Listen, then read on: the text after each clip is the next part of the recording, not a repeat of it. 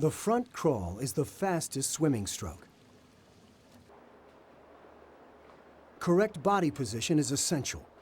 The position of your head directly affects the position of the rest of your body. For instance, raising your head causes your hips to sink. Unless you're turning your head to breathe, keep your head still. Don't let it move from side to side as you stroke. Most swimmers should look down towards the bottom of the pool, in a relaxed position, as if standing up straight. The water line should be at about the middle of the top of your head.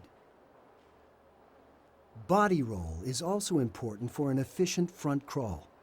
Your whole body, not just your shoulders, should rotate around the midline of your body. Good body roll results from 3 movements: a good forward arm extension, a strong mid-pull, and the force of the kick to help the hips roll with the rest of the body. Proper body roll will give a good rhythm to your stroke. It will also help your body position and make breathing much easier.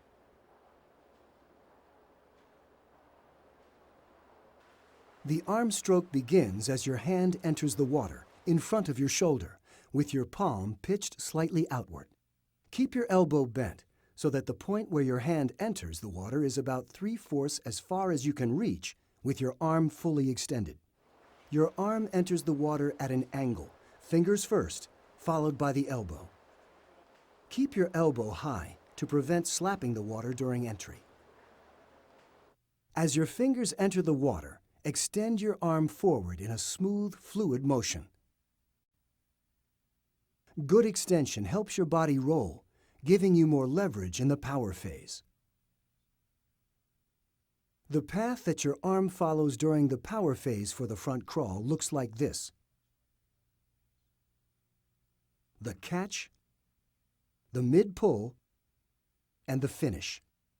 The catch is the part of a stroke when your hand first catches the water and begins to move your body forward. The catch begins when your arm is fully extended. Bend your elbow so your palm and forearm face toward your feet and press backward, fingertips pointing down.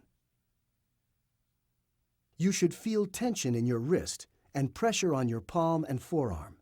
You'll also feel your body starting to move forward in the water. By pointing your fingertips toward the bottom of the pool, your elbow and hand will naturally move slightly outside your shoulder. Your body should start to rotate along the midline as soon as the catch is established. The next part of the power phase is the mid-pull.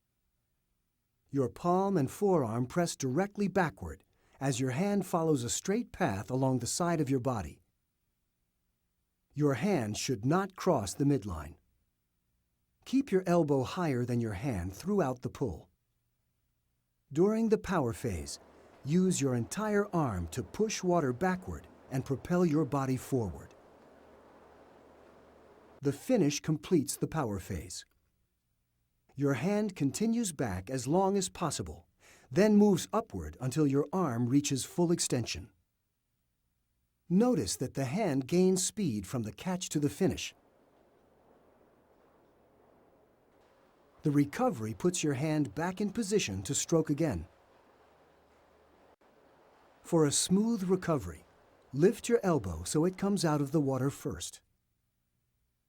Keep your elbow high throughout the recovery, but not so high it causes stress on your shoulder. Swing your arm around to the side in a relaxed motion, keeping your hand wider than your elbow. As your hand passes your shoulder, let it lead the rest of your arm to the entry point. Now watch the front crawl arm stroke in its entirety. Notice that the recovering arm starts to catch up to the stroking arm.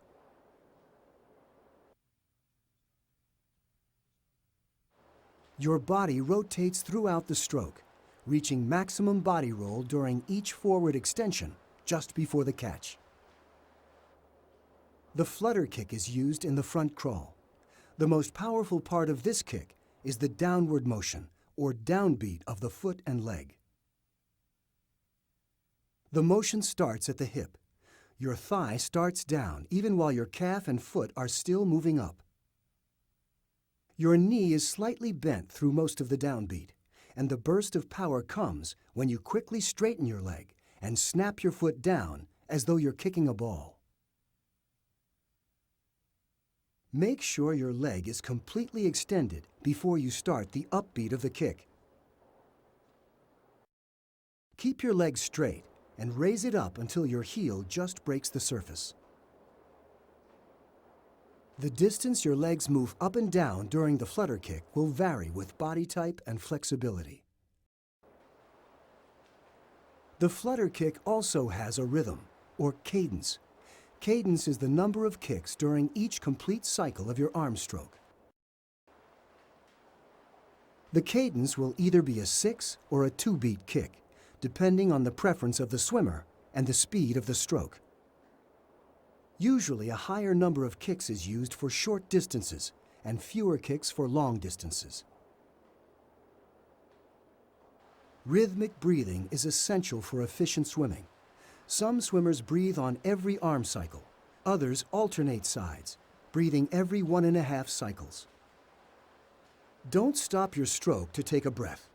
Proper timing makes it easy to turn your head to the side without disrupting the flow of the stroke. Begin turning your head as your recovering arm exits the water. Inhale when body roll is at its maximum and your recovering elbow is high. Turn your head just enough for your mouth to clear the water, but not so far that your body twists. Keep the water line at the top of your head and one ear in the water. This creates a trough in the water directly in front of your mouth, so you don't have to raise your head to take a breath. After inhaling, quickly return your face to the water before the recovering arm re-enters the water. Underwater, exhale slowly and completely from your nose and mouth before you turn to take your next breath. Now watch the front crawl again. Notice how careful coordination of all body motions creates smooth and efficient movement through the water.